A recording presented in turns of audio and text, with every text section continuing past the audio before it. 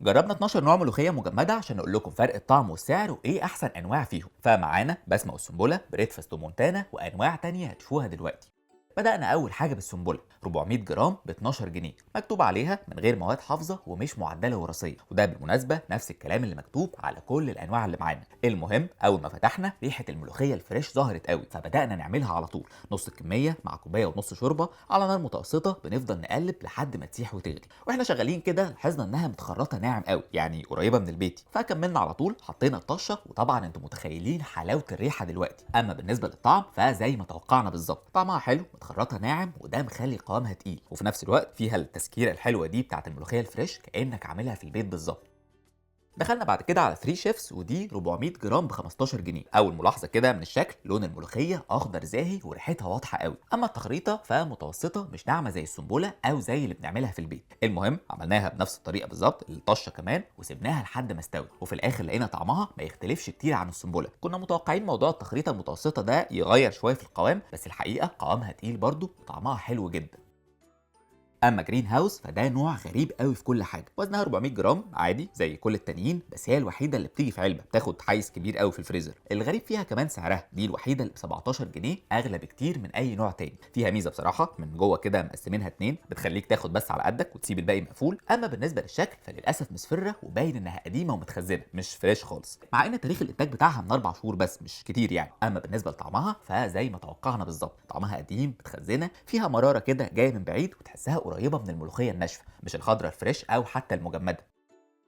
ندخل بعد كده على بريدفاست، ودي 400 جرام ب 12 جنيه ونص، مش متخرطه قوي يعني، اخشن شويه من اللي قبل كده، فيها قطع ورق واضحه، حتى برضو اجزاء من اعواد الملوخيه باينه، بس في نفس الوقت وعكس ما توقعنا خالص ريحتها كانت قويه جدا، خصوصا بعد ما حطينا الطشه وبدانا ندوق، لقينا طعمها مش ممكن تفرقه عن الملوخيه بتاعت البيت. دي بقى ملوخيه النعيم، 400 جرام ب 12 جنيه ونص. من شكل الملوخيه في الكيس كده هتلاحظ انها مش ورق، هم حاطين كمان جزء من العيدان معاها، عشان كده هتلاقوا الياف واضحه، ودي حاجه مش لطيفه خالص، فعملناها على طول. المره دي خدت وقت اطول شويه من اللي قبل كده، مش عارفين السبب بصراحه، بس مش دي المشكله. المشكله الحقيقيه بقى لما دقنا، مفيش طعم ملوخيه خالص، مش فريش، وتحس كده ان في خضار تاني مهروس معاها، ما عجبتناش بصراحه. النوع ده بقى مشهور من زمان قوي، وهو جيفريكس، 400 جرام ب 12 جنيه ونص، ورغم ان هم كاتبين من غير اي مواد كيميائيه او مواد حافظه، بس الملوخيه كانت غامقه شويه، غالبا بسبب انها متخرطه ناعم قوي. المهم دقناها ولقينا فيها مشكلتين، اولا قوام خفيف، وثانيا طعم الملوخيه ضعيف، يعني هتحتاج تقلل كميه الشوربه عشان تطلع حلوه معاك وماسكه نفسها. ندخل بعد كده على لذة، ودي ارخصهم، 400 جرام ب 10 جنيه بس. النوع ده خشن شويه، مش زي البيتي خالص بتاعت الامهات، فعملناها زي اخواتها وحطينا الطشه، وفي الاخر طعمها طلع ضعيف قوي، يعني اول مره نشوف ملوخيه من غير طعم ملوخيه اصلا.